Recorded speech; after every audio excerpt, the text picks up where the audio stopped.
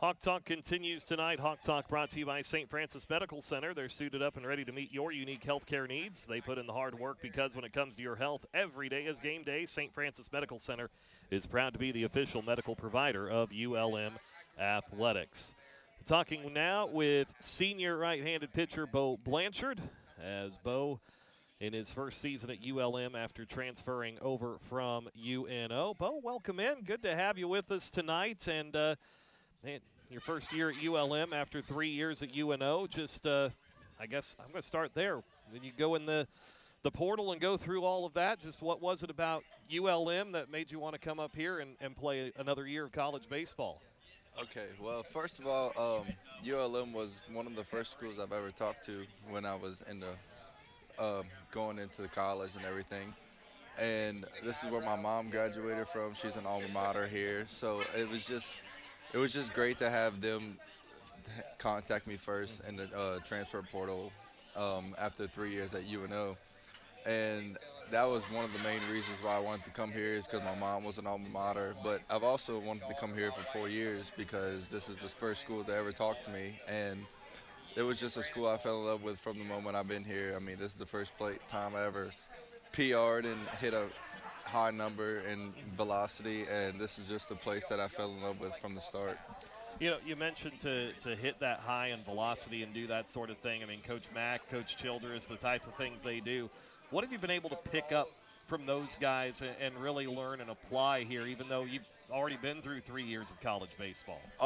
Just more knowledge on pitching, on how to like throw my pitches when in certain counts whenever you need to, and just like learning how to throw hard when you need to instead of just like going out there and throwing hard from the jump and then losing velo. Like they teach you how to when you need to throw hard when it's needed, you know. When you came here, in the process, did they bring up pod system, or was that after you were already here? And what was kind of your reaction to learning about what that idea and how that was going to work this season? Yeah, so the pod system I think is a pretty good idea. I mean, it keeps a pitcher healthy. You know, we go through some days we'll throw 6 innings, some days we'll throw 3 innings. You know, that puts a lot of stress on the arm. And they didn't tell me nothing about the pod system before I got here. I mean, I told them, like, my first thing I told Coach Mack in the recruiting process, I was like, yeah, I want to come and have a chance to go win the Sun Belt Championship. I mean, that's what I want to win a championship. I want to get a ring. I want to be able to go through all those things. And he was just like, yeah, well, you're gonna come in and be one of our guys. And I mean, I've been that guy for a little while, but I mean, hitting some bumps in the road now, and everything's gonna be okay. But yeah, I mean, they just never told me about the pod system, and I like it. I mean, I think it's a pretty good idea. You know, you made over your first 3 years 8 starts. You've now made 9 starts here at ULM this season, and it's the pod system like we talked about. You know, you're usually asked to get somewhere in that 9 to 12 out range anyway. But, you know, to come in here and you know, basically be told, hey, you're going to be kind of that Saturday type guy and go through that and be one of those guys at the part of the rotation on the weekends. Just how have you kind of taken a leadership role in that, and how have you embraced the opportunity to start more this year?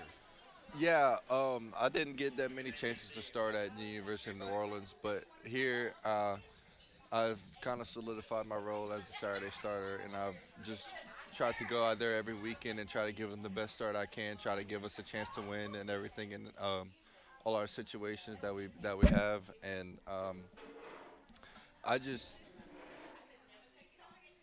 go out there and try to give our team a chance to win every time I pitch, and that's what I'm going to keep doing from here on out. You know, your time at UNO, I mean, there's a little bit of crossover in the opponents you see at UNO and what you see in at ULM. And, I mean, Southern Miss, I mean, goodness, you've faced them almost as much as if you'd been in the same conference as them. To go back out there, I know they came in and actually Jason Baker, who handled the ESPN Plus down there at Southern Miss, came in and pointed out to me, I have the profile sitting right in front of me, but I hadn't noticed, you know, the dates or anything. But you went exactly 2 years between starts at the Pete. You know, that you started on April 20th of 22 for UNO at Southern Miss, and then come back and start at Southern Miss this past Saturday. So, I mean, it's something you had been through before. How much did that, even though it was a midweek, it's still a raucous environment. How much did that prepare you for what you saw this past Saturday? Yeah, I have been pitching against Southern Miss for probably 4 years now. Yeah. This is probably my 4th year, and every time I went there, it's always been a midweek, and we haven't got to stay in the town, but we got to stay in the town this week, and it's just different being able to stay in the town and be able to prepare for a game than having to just be in your town and just travel there on a bus for like 3 or 4 hours and try to prepare mentally. And it's just different when you can wake up one morning, the next morning, and you're going to go out there and pitch and have a good game and everything. And yeah, it's just, that's all I have. There you go. Well, you have an opportunity here over the next 4 weekends anyway. This team's still in the thick of the Sun Belt race. The top 10 go to Montgomery, and this team's still fighting for a spot. As far as the pitching staff is concerned, I mean, you guys have had some ups and downs, and certainly this weekend we saw that a little bit too. But from the pitching side of it, what's this group got to do here to just kind of buckle down, get through these last 4 weekends, and get in that position to play for a conference title? Yeah, we just need to stay consistent and keep playing our game. I mean, we had some hiccups this past weekend. We had some couple bad innings, but I mean, that's just not the kind of baseball we play. We're usually better than that, and we just ran into some bumps in the road, and we're gonna clean that up this weekend, and we're gonna go into this week with a good mindset, and we're gonna have the guys that we need to win ball games.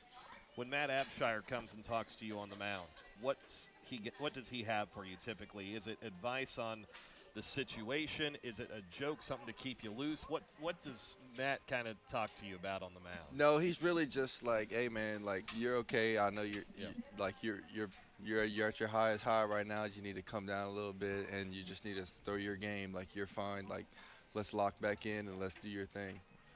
He's another South Louisiana guy too, and there's a few of you on this team. Just how have you guys kind of connected too, even though you're playing for a North Louisiana team? Just how have you guys kind of banded together as well? Yeah, so I mean we're kind of from the same town. I'm from New Iberia. He's from around Scott, Lafayette area, and I've knew of him. I've never really met him until this year, but like I've used to go to his dad when I was younger, because his dad's a chiropractor back in Lafayette, where I'm from, and he's our sports chiropractor. So I used to go to him to get right for a game and everything. And it's just nice being able to play with him. He's very knowledgeable about the game. He knows a lot of stuff, and he just can help a pitcher have the good mindset to go in there and pitch a good game. So outside of yourself on this pitching staff, and Coach said you're a guy that you'll razz somebody, you'll give somebody a hard time. Outside of you, who's maybe the next guy that also is really good about maybe keeping the guys loose, but also having a little fun with that too? We have a couple guys like Sean D and Davis Oswald and all of them. They're the Mississippi boys that Coach Fed always talks about, but they're always giving the guys a hard time, and they're just some funny guys that we all fell in love with as a team. We all love those guys, love everything about them, and they're just a great teammate to be around, and they're just cool to be around. This weekend, too, Coach mentioned it Saturday. I know I kind of gauge my post game trying to get through things, especially on the road, so I can get torn down and get to the bus, so we're not waiting too long. But, I looked down, and Coach's boom. I mean, he was out of that huddle. He was headed back in quick, and so I was trying to move fast. What was going on with the rest of the team, and just what was kind of the message after Saturday's game? I know you weren't going to be able to come back Sunday, but just what was kind of the feeling around the team after Saturday? I mean, it was a Sunday championship win. I mean, yeah. Coach Fed always talks to us about you got to win on championship Sunday. That's when you're going to play the championship in Montgomery, and we just came out there and played our game how we usually play. We just gave it everything we had, and we came out on top. And the ending result was, we all showed up and did our part. That's what the coaches told us. They said, y'all showed up and played ULM baseball. This is what ULM's known for, and we just showed up and did our thing. How much do you guys as a staff too, even on a day where maybe you're not pitching, are you maybe watching your own guys on the mound and maybe or giving advice on the hitter that you faced or something like that? How much are you guys talking about some different things like that to try to trade notes and help each other out? I mean, yeah, we'll come up to each other each inning, and we'll sometimes talk about things, or we'll just be like, yeah, keep going. I mean, you're doing your thing. Like, just keep doing your thing, bro. Like, don't change anything because anything's happening. Like, just play your baseball. I mean, we don't really go and talk about things because we don't want it to get into our heads and just mess up an inning. But we just tell each other keep having a good game and just stay on your track. If we find out somebody hasn't flown before, are you giving them a hard time this week? I mean, we probably will. We'll see what happens whenever we get to the airport. We'll see how they're acting, you know. We sometimes just have to give them new guys a hard time. And then, to get ready as we come down the stretch of this season, 4 weekends left that's guaranteed, the Sun Belt tournament after that. You think about life after baseball and all that. Have you thought about life after baseball, what that might entail for you? What are you looking at there? Yes, sir. So, I mean, so my dad is a sugarcane farmer, third generation sugarcane farmer. There you go.